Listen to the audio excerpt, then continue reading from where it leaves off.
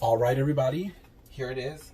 We are ready to start our arroz con gandules, which is basically a Puerto Rican rice. We use it in a lot of special events like our birthdays, Christmas, anniversaries, whatever event that we're having. It's something that's made. It's almost like arroz con pollo almost.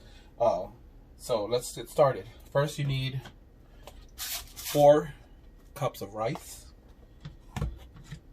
Chopped up garlic. This is about 2 whole garlics chopped up. I might have cut a little bit too much garlic, but hey, it's gonna be more. The more the merrier, right? Half a cup of olives. You can get the ones stuffed or with the red peppers in it. 2 cans of gandules, which are pigeon peas. The green ones work the best, and you can use the ones in the bag as well. Ooh, let me turn this down. We have 1 onion, 1 green pepper. I like half a can of tomato sauce. Like the small cans, I just put half in this glass. But I like it to put it when I put the rice in later on. I like my rice to be sticky with the tomato sauce. We have maybe 2 pounds of pork right here. And the seasonings I use complete, even though the pork has been sitting in a Ziploc bag seasoned overnight. I use salt, of course. This is food coloring and has a little bit of seasoning to it. This is bijol, B-I-J-O-L. You can get this at any Latin section, or you can just get the packets that contain everything in one. It's got seasoning. This is the con azafran. Azafran is the basically orange coloring. So we're gonna get this started with putting olive oil at the bottom of the pan and adding our garlic, just to get that olive oil, that flavor of the garlic. Let me get a spoon. I turned it down a little too low. We got to get this cooking. Let that sit up in the oil and get nice and hot. Feeling hot, hot, hot. Yes, my friend's mother has been asking me for the recipe of how I make my arroz con gandules, because some people make it with Spam. Some people also add bacon in it. Some people make it with less meat. I like mine to be very chunky, very thick, like arroz con gandules, basic, or like arroz con gandules, like arroz con pollo. Have the meat. I like it chunky. So with that being said, the garlic is cooking. It smells good already. And basically, you just toss everything in there except for the rice and the beans. Yeah, you want the meat to get cooked first. So I'm adding the meat now on the garlic to get that all worked in, to get that flavor in it, right?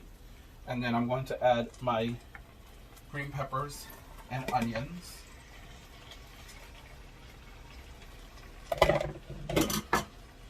Even though the meat has been seasoned, I want to add a little bit of salt just to give it a little that touch of flavor.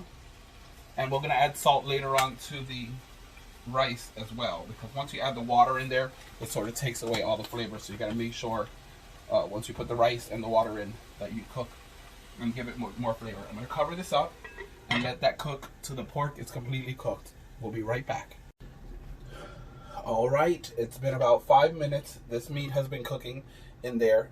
I forgot to mention that I added a little bit, the half of tomato sauce.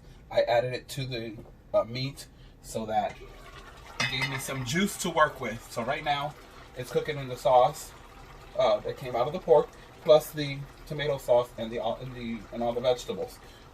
Pulled out my Malta. I know this is the Publix brand, but it's still good.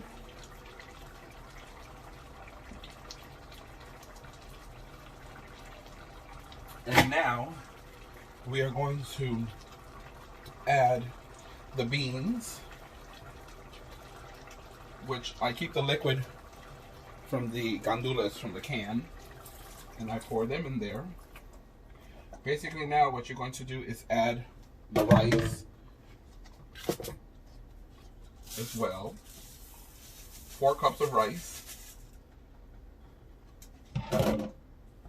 And I'm going to save the olives once I mix everything and put it in there last. But you can just throw everything in there, actually. Just toss everything in there. Half a cup of olives, more tomato sauce, the little bit left. And temperature is very important when you're cooking rice, as some of you might know. It is very important to start off while you get a boil, pretty high, and then once the water starts evaporating, you turn down the temperature to keep it cooking but not burning.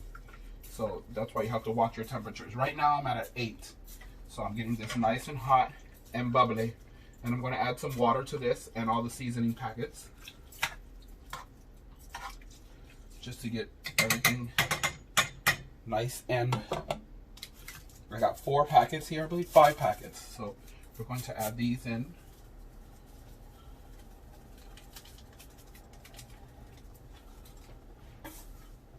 I believe these might, let's see if it does.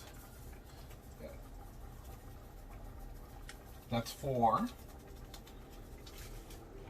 And I have a single one here, 5. Oh my god, I forgot to put the sofrito in. I guess we'll just toss it in right now. I have to put maybe like half a cup of the sofrito in. I think the sofrito was supposed to be the tomato sauce, basically. But we can add that in there now. Just about half a cup. You know, scooped it out of the, to give it nice flavor. Mix it in, and I'm going to add some water to give the rice something to cook in, other than whatever's in there already. So, with that being said, I'm going to grab, I'm going to say maybe a cup of water. This is about 1.5 cups, but I'm not going to pour all this in there. Just enough to be covering the top of the water, or of the rice. And stir it up again. Make sure you get all the juices worked up. And now you let it boil. I have it on between like 7.5, 8 to get that boil up. Once it starts boiling, I keep an eye on it to make sure that it's not burning. So once it starts evaporating and you see the rice, then you go down to maybe a 4. And once it's completely gone, you go down to like a 3 or 2 to just keep it cooking and keeping the rice, making the rice get fluffy. Add a little bit of salt, because when you add water, you lose flavor.